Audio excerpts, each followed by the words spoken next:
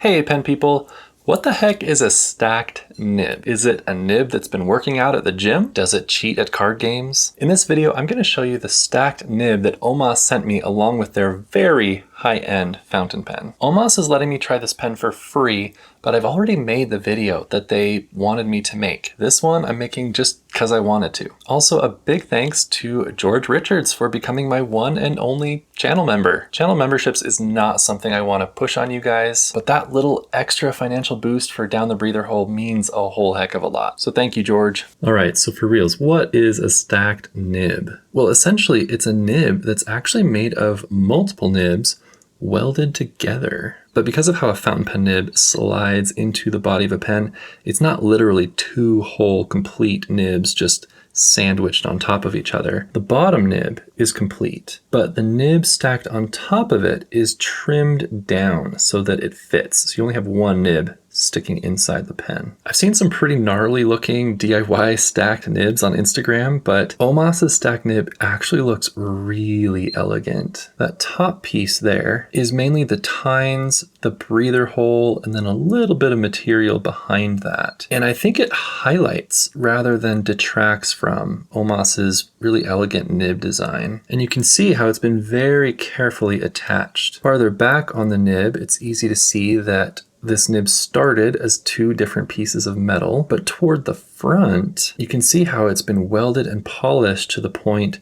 where it's essentially one solid piece. Okay, so a stacked fountain pen nib is the elements of two separate nibs stacked and welded on top of each other. But who cares? Why would you want a stacked nib? The main reason is that with two nibs instead of one, you have a whole lot more tipping material to work with to create a custom writing experience that would be impossible, or at least much harder to accomplish with just a single standard nib. You can see here that the top piece actually extends past the bottom nib, and it's created almost a triangular shape here. It also makes the tip of the nib much longer than it is wide. This means you get some really interesting, unconventional line variation out of this pen. And that brings a really interesting flair to your writing. Because of how broad this nib is overall, I don't find it to be the most practical for ordinary daily writing purposes, but it's so fun to use that I don't even really care. I'll use it for daily writing if I want to. But I think a nib like this really shines for writing cards, signing documents, and other special occasion kind of things. Here's a writing sample I made to show how this nib handles different kinds of writing. So I've got print here, cursive, big writing, small writing. I've got a quote here from Marilyn Robinson. Her book Gilead is amazing. If you haven't read it, you should. It's really good.